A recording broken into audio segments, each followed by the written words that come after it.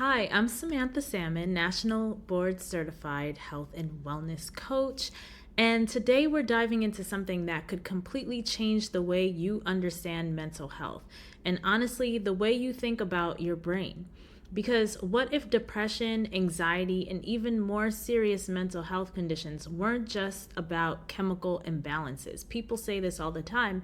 And of course, because historically, this is how we understand mental unwellness, right? There is a chemical imbalance in the brain. But what if we've been looking in the wrong place this whole time, right? Or maybe even talking about it in a way that actually removes agency from us.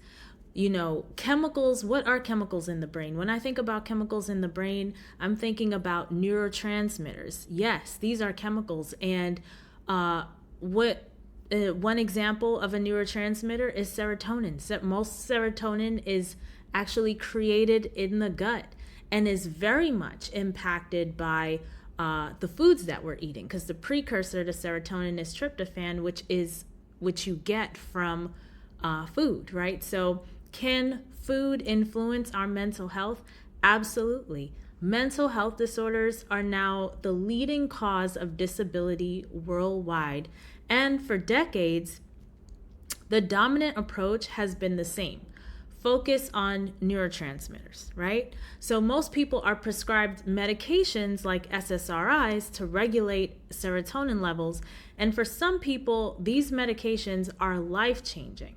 But here's the reality: they don't work for 40 to 50% of people.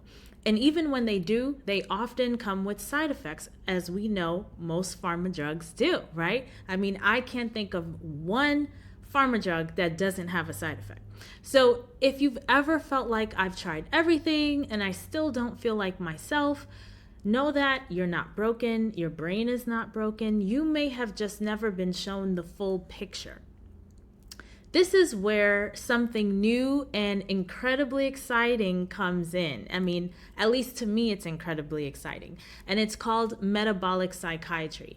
At its core, metabolic psychiatry asks a different question. Instead of asking, what's wrong with your brain chemistry? It asks, how is your brain producing and using energy? Because your brain is not just a bundle of chemicals. It's an energy-hungry organ powered by metabolism. And here's the paradigm shift. Mental disorders may actually be metabolic disorders of the brain. So let's break this down. Inside your brain cells are tiny structures called mitochondria. Think of them as your brain's power plants. They produce energy, aka ATP, that your brain needs, right? To think clearly, regulate emotions, focus, stay resilient under stress. But they also do something even more important. They help regulate neurotransmitters like serotonin, dopamine, GABA. So if your mitochondria aren't functioning well, your brain doesn't have the energy it needs to function properly. So when metabolic health breaks down through things like insulin resistance, highly processed foods, chronic stress, poor sleep, your brain starts to struggle to access fuel. And this creates energy deficits, inflammation, oxidative stress, and over time, that shows up as depression, anxiety, brain fog, mood instability. So what we've been labeling as mental illness may actually be the result of a brain that is underpowered and inflamed. Now, imagine this shift for a moment. Instead of being told you have a lifelong condition, just manage it, you're told you can influence your brain health every single day through nutrition, movement, sleep, stress regulation. That changes your role completely, right? You go from passive patient to active participant in your own healing. And people who adopt this approach often experience clearer thinking, better focus, more stable moods, increased energy, even remission in some cases. And how do I know this? Because these people are in my program. They're doing the things, they're doing the work, and they're seeing the results. So Now we have to talk about food, because diet is one of the most powerful levers in metabolic psychiatry. And you'll often hear about ketogenic diets in the research. Every time their neuroscientists are talking about mental health and food playing a role, it's always keto, keto, keto. But here's what's really important to know, okay? Keto works in the short term. Yes, it does work in the short term. And keto actually has scientifically been shown to help folks with epileptic seizures, okay? Outside of this group, right? What do we know about diets for longevity? Plant-based diets, a plant-predominant diet, is always it for the win. Because in order to have a healthy brain, you need to have a healthy gut microbiome. And the gut thrives on what? Fiber, right? Also, you can't have toxins in the body. And toxins are stored in what? Fat. Where are you getting that fat? Saturated fat in flesh from animals, right? Plus, in order to have a healthy brain, you need a healthy cardiovascular system, right? Because the brain gets the nutrients from what? The blood. Blood circulating. And what stops the blood from circulating? Saturated fat from animal products. It clogs up the arteries. It puts people at risk for stroke. It puts people at risk for heart disease, right? All these cardiovascular issues. So clearly, the science for longevity and the healthfulness of the brain all points towards a plant-based diet. You have some people, yes, there's this a couple people out of Harvard who are really spearheading this dietary conversation in metabolic psychiatry. But guess what? There's a whole bunch of plant-based folks also from Harvard. So we have plant-based folks and we have other folks who, I'm sure that, I don't know why they're going with this messaging of keto and ketones, because the brain is mostly fat. So they're like, oh, let's eat fat because the brain is mostly fat, but that's stupid, right? That's dumb. And the science shows that. Yes, there is scientific literature that's showing people are losing weight on keto, they're getting energy on keto, but all of that fizzles out when you look at long-term studies. Why? Because sustained ketosis is very difficult. It is a medical intervention, ketosis, whereas plant-based, you can relax in that, right? You can really just relax, but to stay in ketosis, takes a lot of intentionality, and you have to be under medical supervision. And like I said, this is not a long-term sustainable way to eat, right? With that being said, seeing as how these folks are so into keto, and we know plant-based diets, how beneficial it is for the body in the long term, where is there an intersection, right? And what can that intersection teach us? Well, the two things that these two diets have in common is they eliminate ultra-processed foods, and they also increase vegetables, right? That is the two things that both of these diets have in common. And that is a huge area of opportunity for Americans, especially as we are concerned about mental health, especially right now, right? So that's the real secret sauce. We don't really need to have diet wars at this moment, right? We can improve brain health in this country by eliminating ultra-processed foods and increasing the consumption of vegetables. So we should be asking, how do we remove what's harming metabolism and add what fuels the brain? If this is so powerful, right? Why isn't everyone talking about it, right? This is something that we can all do. So why isn't everyone talking about it? And there's a few reasons. For a few decades, psychiatry has focused almost exclusively on neurotransmitters, what I call tunnel vision. And also metabolic therapies, they require lifestyle change, support, coordination between providers. And this is a huge area that is missing right now. First of all, obviously the coaches have been crying like there's not enough physicians referring to coaches, number one. And I think a huge part of that is physicians themselves need to be educated on wellness and lifestyle medicine. So we need to pull more physicians into the fold of lifestyle medicine.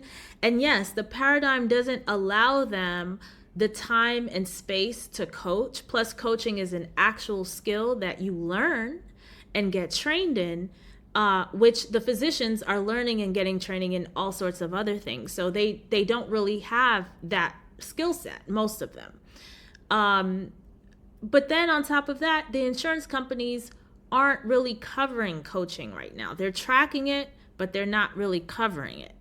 And but so there's not being referrals. But guess what? Dietitians are covered by insurance. And even that community is talking about the fact that they're not getting enough referrals from physicians. Physicians are telling their patients that they have to make crazy dietary changes that are not going to reverse them out of chronic illness. And just flippant advice. And honestly, they're saying things that are inaccurate, because they don't know. They're not trained.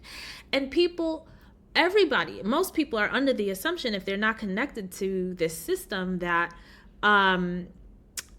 they know best, right? Because they are physicians. They're wearing white coats. So of course they must know best. But that is not how the system works, right? Dietitians are trained in medical nutrition therapy. Physicians are trained in pharmaceutical drugs, procedures, surgeries. Coaches are trained in behavior change, right? So, of course, health and wellness coaches are board certified health and wellness coaches. We are taught and tested on metabolic health, and the parameters around that, what is considered healthy and things like this, but we don't tell people what to do, right? We encourage change through developing intrinsic motivation. So that is the area in which we focus and work. So we are allied health professionals, where you still get the information from your physician. You may even still be working with a dietitian, and there are cases where you should absolutely work with a dietitian, especially since I do a lot of training around gut health.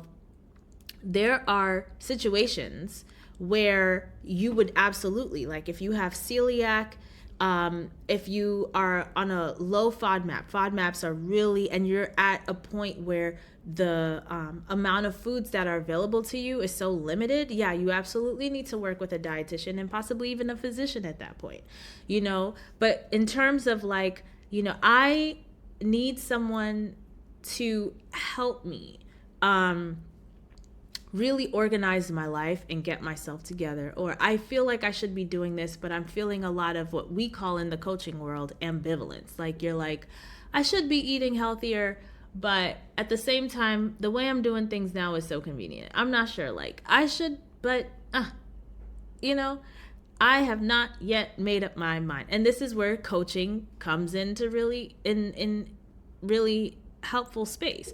Now, of course, you can always talk to a psychotherapist, and psychotherapists have their role as well.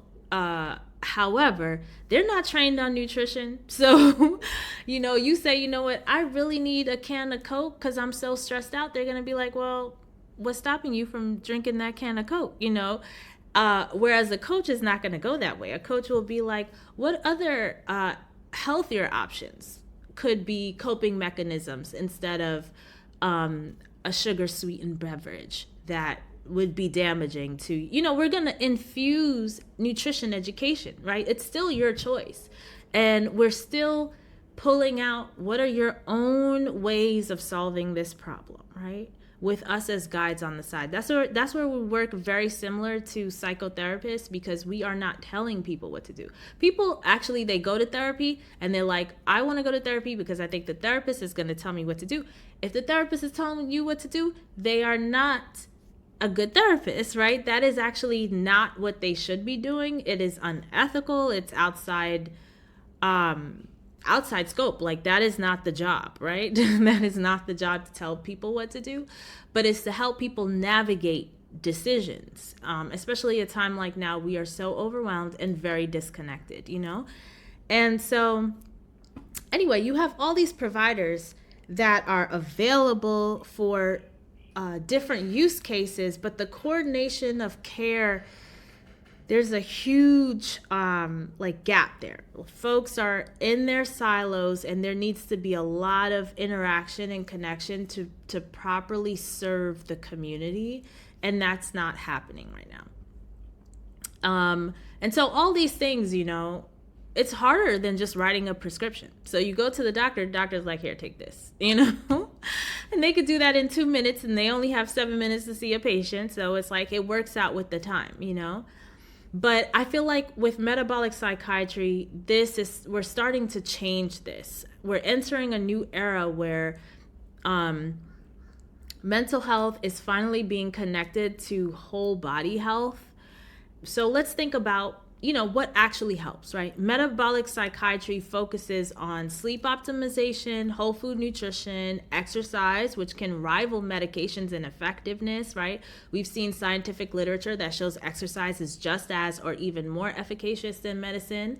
And then there's stress management. So because all of these, they directly impact mitochondrial function, insulin sensitivity, and brain energy. Now, let me be clear. This approach isn't always easy. Changing your diet, your habits, your lifestyle, it takes support. And if you're on medication, this must be done carefully with guidance, okay? But for people who feel stuck, this offers something many haven't felt in a long time. Hope, not just for symptom management, but for real lasting change.